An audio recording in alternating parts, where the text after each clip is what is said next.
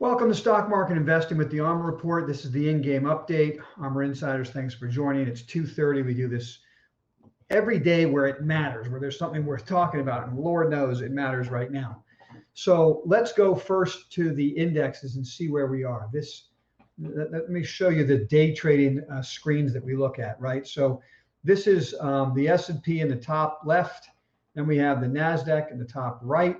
Okay, these are 3-minute bar charts. Each bar 3 minutes. Blue is up, red is down, obviously. All right. Then we have the small cap index over here, the Dow, and then the ARK Innovator. Okay. And what you could see is a gap up sell off right up until 12:30 in this case. Then the reversal occurs and it's a rip back towards the highs. Okay.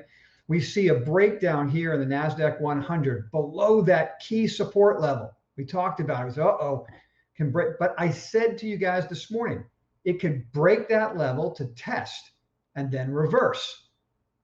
And so the first thing I want to say to you today from our morning meeting is the end of the day is more important than the start of the day, right? That still applies. So no matter how ugly it felt in the first couple hours of trading, the fact of the matter is the volatility is within a normal range.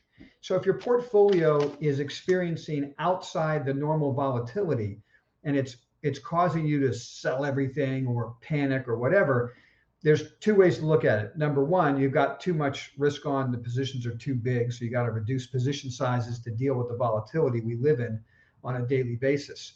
The other thing is individual stock volatility is enormous compared to the indexes. And so I've been saying for the last couple of weeks now, this is an index market. It's a very difficult market to create alpha because the indexes keep grinding higher. There'll be this 1 to 2 hour crazy Ivan, which, Stephen, I thought the selling's a little worse than a crazy Ivan, but in reality, that's what it was. Crazy Ivan's just there to get you off the bus. So the indexes break hard, which blows apart individual stocks that are getting caught in the crosshairs. Then the whole thing reverses, turns around, goes back up. Partially that has to do with gamma information, right? Options information. And what we talked about in the morning call was, this is the most important piece of information from the spot gamma report. The way the market is situated with a lot of puts that are going to expire probably tomorrow. And when you get the sell-off that comes down hard like that, the guys who own puts sell the puts to book a profit. When they do that, the market maker buys the put and turns around and buys the market to match his position. And that's what we're seeing. So you get that shakeout in the morning right to the point where, and this is a guess I'm making now, but we'll see this on Friday when we get new numbers on the gamma information, and we'll see different responses next week. What you have is a sell-off, and the put buyers capitulated and say, okay, great. They owned their puts, and they sell them, take their profit. The market maker buys them, turns around and buys the market. The whole market goes up the rest of the day. And if we close up here, then all you're having is a mechanical bull market day. This is a tough year compared to 2020. Individual stocks had massive outside performance. You've got a good earnings announcement, stock was up 30%. Now we're getting blowout earnings announcements from Apple. The stock's down. Oh, now it's up 0.5%. Stock's up 0.5%. Massive number on Facebook. It's up 7%. That's not bad, actually, right? But this is the market we live in. And if you're struggling, and let's be honest, I'm struggling some, right? I've got my portfolio set up, ARMR index only, 143% long the market. So, you know, that index is working. That portfolio is working because the indexes aren't going down enough to hit my stops. And so while it's ugly in the morning, by the end of the day, it's not ugly, right? And then my swing and my invest portfolio, I keep trying to find pockets of individual stocks that I think are going to work. Some of them are working, obviously. And then we get a morning like this and it blows me right out of a couple of names that, you know, nothing I can do about it.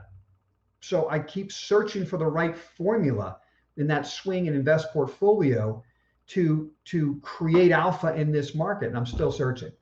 But anyway, so the action that's going on today is totally normal inside of the normal market volatility.